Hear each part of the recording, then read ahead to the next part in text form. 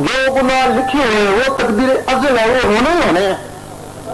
اگر تمہارا مرشد کامل ہے تو وہ گناہ کام میں تبدیل کرے گا. تھا آپ کا صبح کے وقت فجر کے وقت ہاپتے کاپتے آیا کہ میں نے 70 اجنبی عورتوں سے زنا کیا.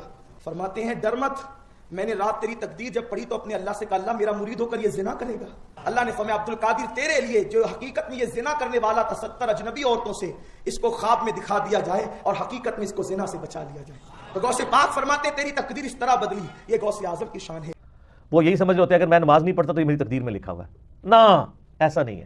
تقدیر کا اچھا اور برا ہونا یہ ہے کہ اللہ تعالیٰ نے جو آپ کو گیون سرکمسٹانسز دیے ہیں، جو شاکلہ دیا ہے، اس کو آپ چینج نہیں کر سکتے. مثلا میں اپنی عمر نہیں بڑھا سکتا، وہ اللہ کی مرضی ہے. میں نے اپنے ماں باپ اپنی مرضی سے چوز نہیں کیے. میں نے اپنا قد بت اپنی مرضی سے چوز نہیں کیا. البتہ جن چیزوں کا اللہ اور اس کے محبوب صلی اللہ علیہ وآلہ وسلم نے مجھے حکم دیا نا، ان چیزوں کا اختیار بھی مجھے دے دیا. حکم دیا نماز پڑھو تو مجھے اختیار بھی دیا. حکم دیا کہ جھوٹ نہیں بولنا، اختیار بھی دیا. تقدیر میں میرے بھائی اللہ تعالیٰ نے اہل سنت کا جو موقف ہے اس حوالے سے یہ ہے کہ جو چیزیں اللہ نے ہمیں حکم دیا ہے اس کا اختیار ہمیں دیا ہے، اور جس چیز کا حکم نہیں دیا اس کا اختیار اس کے پاس ہے. دوسرا اس کا پہلو یہ ہے کہ جو میری قسمت میں تکالیف لکھی ہوئی ہیں ڈیسٹنی میں، وہ آ کے رہیں گی. وَلَنَبْلُوَنَّكُمْ بِشَيْءٍ مِّنَ الْخَوْفِ وَالْجُوعِ وَنَقْصٍ مِّنَ الْأَمْوَالِ وَالْأَنفُسِ وَالثَّمَرَاتِ. ضرور تمہیں آزمائیں گے، خوف سے، بھوک سے، جان اور مال میں نقصان سے. لیکن بشیء ہے تھوڑا سا آپ کے ایمان کے مطابق. حسین جتنا نہیں آپ کو آزمایا جائے گا. ہمیں کہا کہ بشیء من الخوف، کچھ خوف سے، کچھ غم سے، کچھ نقصان سے. پھر صبر کرنے والوں کو دیکھیں گے. اور یہ اللہ نے ڈیسٹنی میں مقرر کیا. البتہ دعا کی برکت ہوتی ہے کہ یہ تکلیف ٹل بھی جاتی ہے. وہ حدیث ہے نا مسند احمد میں اور ترمذی میں کہ دعا مسلمان کی رائے گاہ نہیں جاتی. یا تو جو کچھ مانگا وہ مل جاتا ہے، یا اس کے بدلے کوئی تکلیف کاٹ دی جاتی، ختم کر دی جاتی ہے، یا وہ پھر قیامت والے دن ثواب کے طور پہ سنبھال دی جاتی ہے. قدریہ کا نظریہ کیا ہے؟ وہ ایکسٹریمسٹ ہیں، وہ کہتے ہیں تقدیر کوئی چیز نہیں ہے. جبریہ کہتے ہیں کہ ہر چیز تقدیر کے ہیں، ہم اپنی مرضی سے نماز بھی نہیں پڑھ سکتے. اہل سنت کا منہج یہ ہے کہ کچھ چیزیں تقدیر سے ہیں، کچھ جو ہے وہ اللہ تعالیٰ نے ہم پر امپوز کی ہوئی ہیں. لیکن امپوز کا مطلب ہے کہ ہم انہی گیون سرکمسٹانسز کے اندر ہم نے بیسٹ پرفارم کرنا ہے. اور تکالیف جو ہیں وہ تقدیر میں لکھی ہیں، وہ آنی ہے، ٹل بھی سکتی ہیں دعا سے، پھر بھی کچھ نہ کچھ تو آزمائش آنی ہے.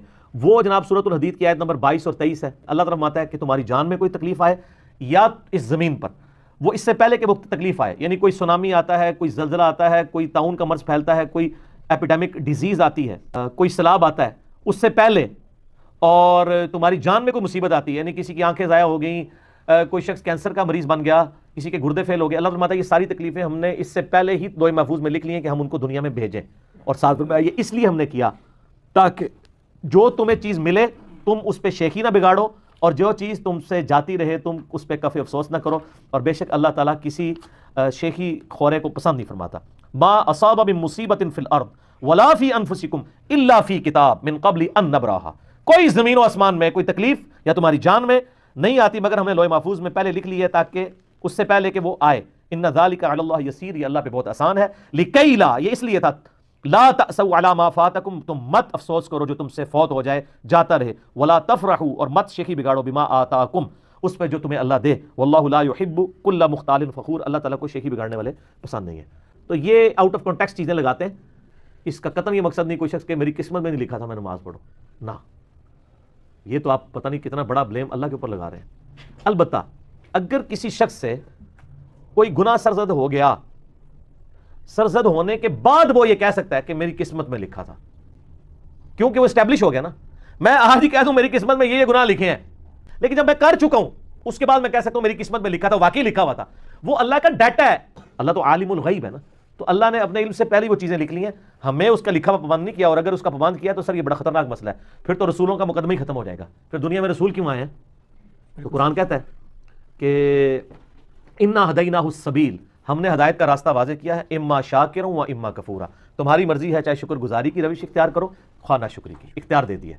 لیکن شکر گزاری کی روش کے لیے ہم نے زبردستی کوئی نہیں کرنی. سورۃ العنکبوت کی آخری آیت ہے والذین جاہدوا فینا لنہدینہم سبلنا، جو لوگ ہماری راہ میں کوشش کریں گے ہم ان کے لیے ہدایت کی راہیں کھول دیں گے، وہ پھر ہمارے تک پہنچیں گے. کوشش شرط ہے، زبردستی نہیں ہوگا. ٹھیک ہوگا.